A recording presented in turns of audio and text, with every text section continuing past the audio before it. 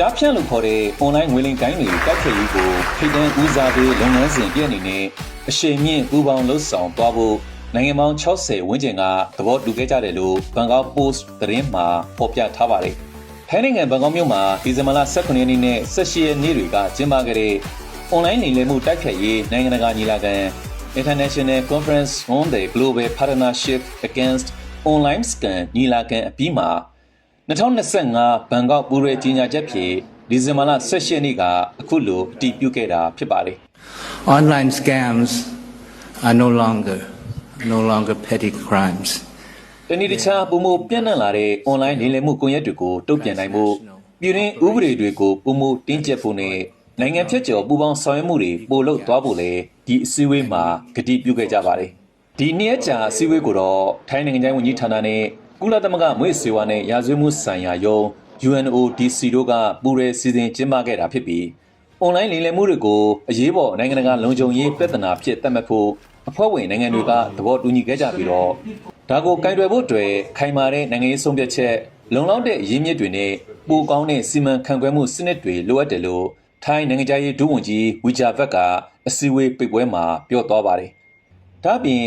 online လိမ်လည်မှုတွေဟာငွေကြေးဆုံးရှုံးရုံတွေမကဘဲလူ့အခွင့်အရေးပြည်သူ့ယုံကြည်မှုနဲ့လူမှုစီးပွားတည်ငြိမ်မှုတွေကိုပါထိခိုက်စေတယ်လို့ဝီဂျာဘတ်ကထောက်ပြပါတယ်။အခုသဘောတူညီချက်မှာသတင်းချက်လက်နဲ့သက်သေတွေကိုအချိန်နဲ့တပြေးညီဝေမျှဖို့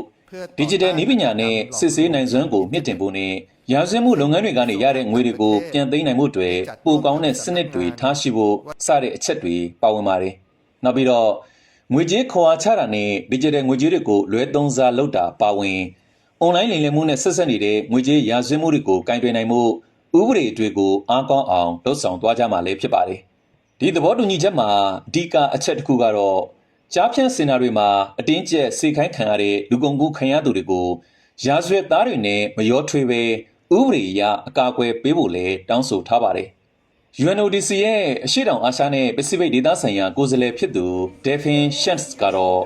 digital စနစ်သုံးနိုင်တဲ့ဘယ်နိုင်ငံမဆိုဒီလိုလိမ်လည်မှုတွေရဲ့အန္တရာယ်ရှိနေတယ်လို့ပြောပါတယ်။ဒါကြောင့်နိုင်ငံရေးအရကတိကဝတ်ပြုထားတာတွေကိုလက်တွေ့ကျတဲ့မျိုးသားအဆင့်လှုပ်ဆောင်ချက်တွေဖြစ်ပြောင်းလဲဖို့လိုအပ်တယ်လို့လည်းသူကလေးပေးပြောကြားခဲ့ပါတယ်။ဒီ online ရာဇဝတ်ကိုင်းတွေဟာ digital platform တွေငွေကြေးစနစ်တွေနဲ့နည်းပညာသစ်တွေကိုသုံးချပြီးနိုင်ငံဖြတ်ကျော်လှုပ်ဆောင်နေကြတာကြောင့်